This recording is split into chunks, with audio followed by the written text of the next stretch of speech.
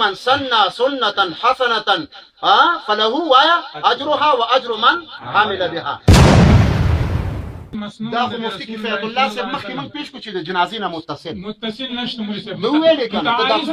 رسول الله حدیث سره متعارض د کوم باندې لاس کوي مولوي صاحب. نو بیا دا ستا کتابونه ټول د رسول الله د حدیث سره متعارض هم بګورو. ته حرمت د دې په قول باندې حرمت پیش کا، حرمت دلیل پیش کا. حرمت دا نه مولوي صاحب یتیم مال حرام دي. دا مخکې عرض وکړو ما مخکې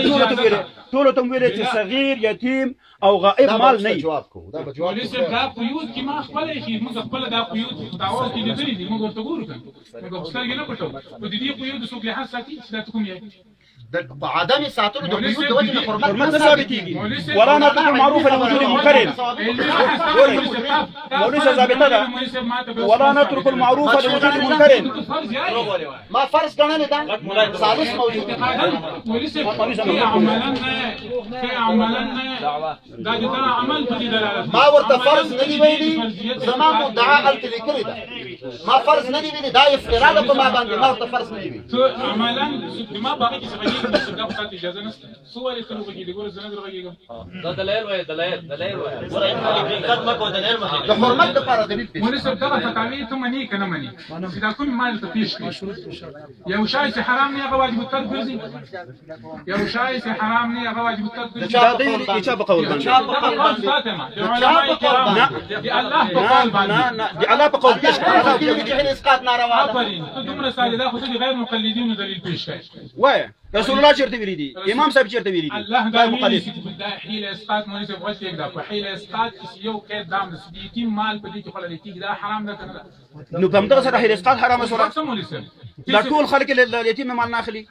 مخکې موږ ویل چې غائب د یتیم مال به پکې نه وي. افرین مولوي صاحب دا مسله خو موږ دلته پیش کړو دي خلکو ته که یتیم مال پکې نه و ګوره که د یتیم د غائب مال پکې نه و حیله اسقاط منې مولوي صاحب خپل شرایط سره کوم شرایط وای شرایط دغه مولوي صاحب چې فقيه ته ورکه جنازې نه متصل وسه قیود نه لګای دي التزام تخصیص په جنازې نه باندې که فقیر ته ورکه ګوره د یتیم مالم نه و د غائب مالم نه و تملیک هم حقیقتا منې بالکل تملیک حقیقتا ده بالکل نه تملیک حقیقتا ده نه تملیک حقیقتا ده حقیقتا یو مسکین ویل شنو دې چاته نه ورکو چې به وګوره د خلک سر ماته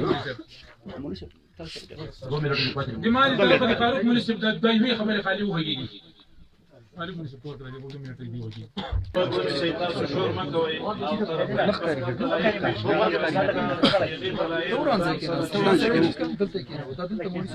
دا هغه مولوي صاحب جيكشا كم تراس او دي طرفین مولوي صاحبانو دلایل پکار دی یو بل دلیل ته وګونی سي او داسې دغه جواب باید وکړل شي او موږ لپاره نه دی پکار چې د منځ کې مداخله وکړو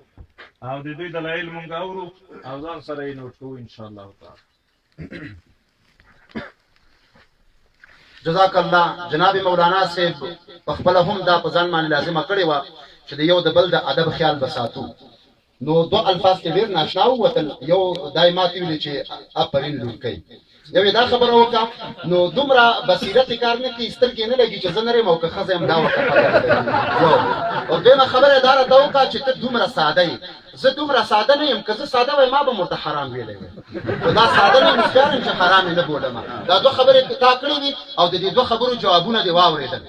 بله خبر دا ده چې تا دا خبره وکړه چې ته د استدلال دپاره د حلت دپاره دلیل شرعي پیش کړه او د آیت قول پیش کړه. علامه صدیق غماری رحمة الله عليه لكي هؤلاء الذين لا يكتفون في المسألة بدليل يشملها بعمومه ويطلبون دليلا خاصا بها يلزمهم خطر عظيم في الدين وقد يؤدي بهم إلى الكفر وهم لا يشعرون لأنه لو كانت كل حادثة يشترط في مشروعيتها ونفي وصف البدعة عنها ورود دليل خاص بعينها لتعطلت عموم الكتاب والسنة. دا څومره یو معقول کتاب دی. د مبارک فرمایي هغه کسان چې په اثبات د یو مسله کې په عموم ادله چې د کتاب الله سره معارض او سنت رسول الله سره معارض نه په هغې باندې اکتفا نه کوي او دلیل خاص غواړي دا خلک په عظیم خطر کې واقع دي. کله کله داسې کېږي چې د اسلام د دایرې نه خارج شي او د کفر په دایره کې داخل شي لیکن دغه ملایان په دې کار باندې نه پوهېږي ځکه د هرې حادثې دپاره که چېرته د مشروعیت دپاره دلیل خاص شرط وی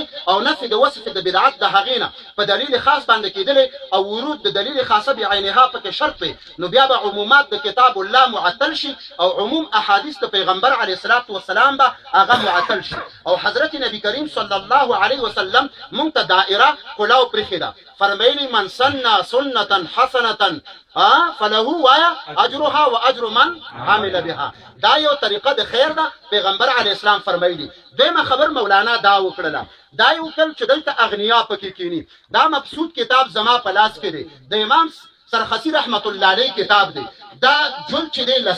لسم جلد دی هغه دلته لیکي فأما التصدق على الغني صحيح ليس فيه معنى المعصية فيمكن إسقاط الواجب بفعله هذا إذا تبين أصول الحق إلى مستحق بظهور فقر القابض یو غنی دی راغی ځان یې ښکاره که داسې چې زه خو فقیر یم په خلکو منځ کې کېښود په دې کې شک نشته چې دا مال او دا فدیه دا استحقاق د فقیر ده لیکن یو غنی راغی او په دې منځ کې کېناسته او ځان یې داسې ښکاره که چې زه فقیر یم او دې خلکو ته یې ورکه نو دی وی اصول د حق مستحق ته شوی دی او بظهور فقر القابض نو دا پکې جایز ده دومره خبره ده فصل رابع کې دا لیکي ان يتحرى ويقع في اکبر رأي انه فقير فدفع اليه فاذا ظهر انه فقير او لم يظهر من حال شيء جاز بالاتفاق وان ظهر انه كان غنيا فكذلك في قول ابي حنيفه ومحمد وهو قول ابي يوسف رحمه الله عليه نو دی فرمای د چرته دی یو سړی غالب ګمان دار راغی چې دا خو فقیر دی خو په دې منځ کې دی غنی را اوخوته او یا رسته دا ښکاره شو چې دا غنی دی نو دا فدیه بالکل صحیح ده او همدغه قول چې د امام ابو حنیفه او د امام محمد او د امام ابي يوسف رحمه الله علیه قول اول دی او امام ابي يوسف دا به مو وایي چې انصاف وشي په قول آخر کې هغه مشترک د امام شافعي رحمه الله علیه سره دی چې هغه زمونږ مذهب نه هغه وی اعاده واجب ده لهذا که غنیم پکې کېناست نو باک نه لري پروا نه کوي دا زمونږ د اصول کتاب دی مبسوط دا جلد لسم دی دا مسله په دې ځای کې ذکر شوله چې غنی پکې کېنیم پروا نشته ده لهذا زمونږ دا عمل چې دی دا د اصول او اساساتو د عموم فرامین د کتاب الله او سنن نبی او سره موافق دی دلیل اختصاصي ته پکې ضرورت